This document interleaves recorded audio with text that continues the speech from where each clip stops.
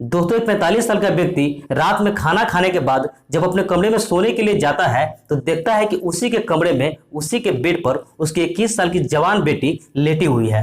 दोस्तों, पिता अपने बेटी से पूछता है, क्या हुआ, तुम्हारी तबीयत तो ठीक है? तो लड़की कहती है, नहीं, आज मेरा तबीयत कुछ ठीक नहीं लग रही है और आज मुझे माँ की भी बहुत ज्यादा याद आ रही है और पता नहीं क्यों आज मुझे अजीब डर सा लग रहा है, इसलिए आज मैं आप ही के साथ सोना चाहती हूँ। दोस्तों, उसके पिता कहते हैं, ठीक है, कोई बात नहीं है, आज तुम मेरे ही साथ सो जाओ। दोस्तों, इसके बाद वो पिता और बेटी दोनों एक ही साथ एक ही बेड पर सो जाते हैं।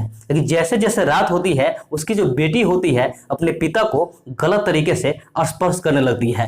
जो उसके पिताजी थे उन्हें लगता है कि नींद में ऐसा कर रही है तो उससे सड़क के थोड़ा सा साइड हो जाते हैं, लेकिन उसकी बेटी जो होती है थोड़ा देर बाद फिर से अपने पिता के साथ वही सब हरकतें करने लगती है। जो उसके पिताजी होते हैं वो समझ जाते हैं कि उसकी बेटी उससे क्या चाहती है और इसके बाद उसके पिताजी भी उसके शरीर के साथ खेलने लगते हैं और आखिरकार देखते देखते में दोनों के बीच उस रात वो हो जाती है जो शायद एक बाप और बेटी के बीच कभी नहीं होना चाहिए। और एक बार ऐसा हो जाता है तो दोस्तों रुकने का नाम ही नहीं ले रहा था और आखिरकार जब रुकता है तो इसका अंजाम इतना भयानक होता है जिसका उन दोनों ने कभी कल्पना भी नहीं की थी। बाकी में दोस्तों आज की जो घटना है वो बड़ा ही दुखद और रिश्ते को शर्मसार कर देने वाली है। सो आइए जानते हैं घटना की पूरी कहानी इस वीडियो में। लेकिन वीडियो में आगे बढ़े इससे पहले आपसे एक छोटी सी गुजारिश है, आप प्लीज वीडियो को लाइक कर दीजिए, साथ ही साथ चैनल को भी सब्सक्राइब कर लीजिए ताकि मेरा हौसला बढ़ता रहे। दोस्तों, आज की जो घटना है ये घटना है मध्य प्रदेश के सागर जिले की और जो व्यक्ति होता है उसका नाम प्रेमलाल होता है। दोस्तों, प्रेमलाल की दो बेटियां थी और एक बेटा था और उसकी पत्नी का आज से लगभग 2 साल पहले निधन हो चुका था।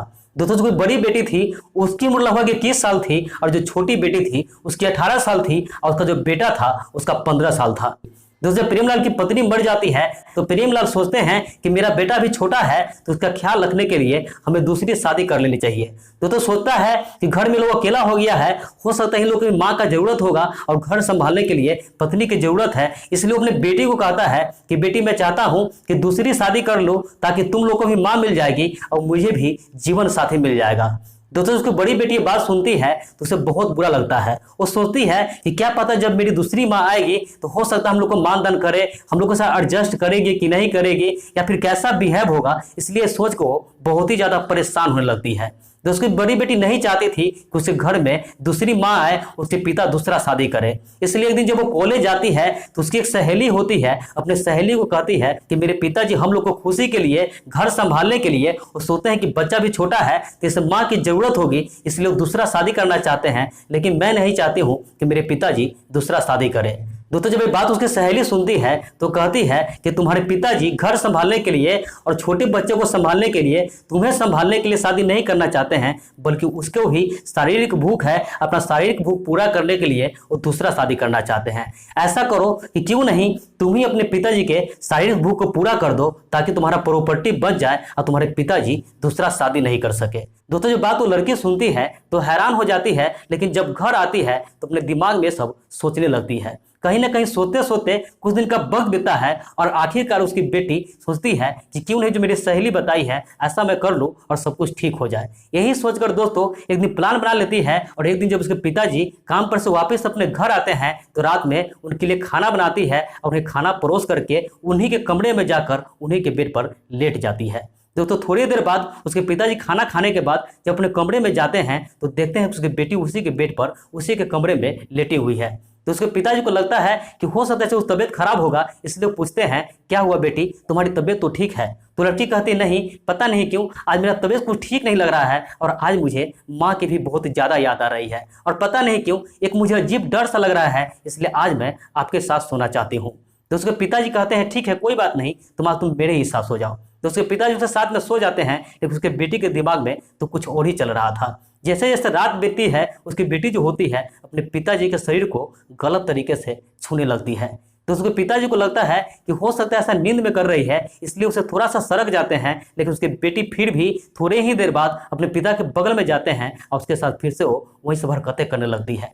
दोस्तों, पिताजी समझ जाते हैं कि उसकी बेटी उससे क्या चाहते हैं, तो उसके पिताजी भी अपने बेटी के शरीर के साथ खेलने लगते हैं और देखते ही देखते दोनों के बीच वो सब हो जाते हैं जो शायद एक बेटी और बाप के बीच ऐसा कभी नहीं होना चाहिए। दोस्तों, एक बार ऐसा हो जाता है तो ऐसा बार बार होने लगता है। समय बीतता है और कुछ महीने के बाद दोस्तों जो लड़की होती है वो प्रेग्नेंट हो जाती है। अपने पिता को कहती है कि मैं आपके बच्चे की माँ बनने वाले हूँ। जैसे उसके पिताजी बात सुनते हैं, उसके पैरों के नीचे से जमीन खिसक जाता है। वो सोचते हैं जब समाज में बात पता चलेगी, लोगों के बीच आएगी, तो हम लोगों की बदनामी हो जाएगी। इसलिए अपनी बेटी को लेकर के वो प्राइवेट हॉस्पिटल में चले जाते हैं और उनका वो एबॉर्शन करवा देते हैं। दोस्तों इसके बाद फिर से अपने बेटी को लेकर के अपने घर आ जाते हैं और कुछ दिन सब कुछ नॉर्मल चलता है। ये दोनों कुछ भी नहीं करते हैं, लेकिन जैसे जैसे समय बीतता है दोनों के बीच फिर से वही सब सिलसिला शुरू हो जाता है। और ऐसा जब फिर बार बार होने लगता है तो एक दिन दोस्तों क्या होता है, उसकी जो छोटी बेटी है वो दोनों को आपत्तिजनक हालत में देख लेती है। अब उसकी छोटी बेटी जो होती है बड़ी बेटी को कहती है कि दीदी तुम क्या कर रही हो, तुम्हें पता भी है माँ के आत्मा को कितना ठेस पहुंच रहा होगा, तुम ये सब जो करती हो ठीक नहीं कर रही हो, और जब समाज में पता चलेगा तो हम लोग की बदनामी हो जाएगी, तुम हमें कहीं का नहीं छोड़ोगी, हम लोग को घूट घूट कर मरना पड़ेगा।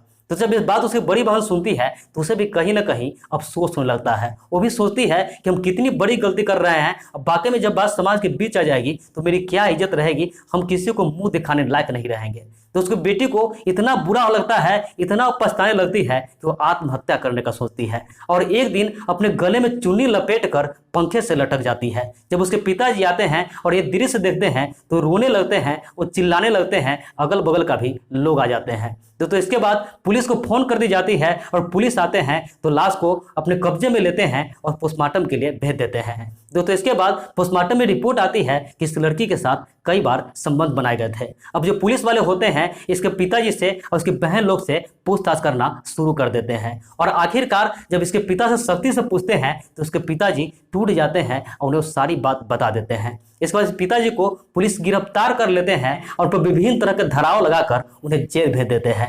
तो दोस्तों कभी कभी हमारे समाज में कुछ लोग दोस्तों की बातों में आकर के ऐसी ऐसी गलती कर जाते हैं कि बाद में उससे पछताने के सिवा कुछ भी नहीं मिलता है और कुछ पिता भी चंद मिनटों की खुशी के लिए ऐसी ऐसी घटना का अंजाम दे देते हैं कि उन्हें सारी उम्र सलाखों के पीछे ही बितानी पड़ती है। इसलिए आप लोग से हाथ जोड़ के विनती है कि रिश्ते को, मर्यादा को समझे और कभी भी इस तरह का घटना का अंजाम नहीं दे। बाकी पूरे घटना पर आपकी क्या राय है कमेंट करके जरूर बताएं। तो मिलते हैं इसी किसी नेक्स्ट वीडियो में, तब तक के लिए जय हिंद, वंदे मातरम।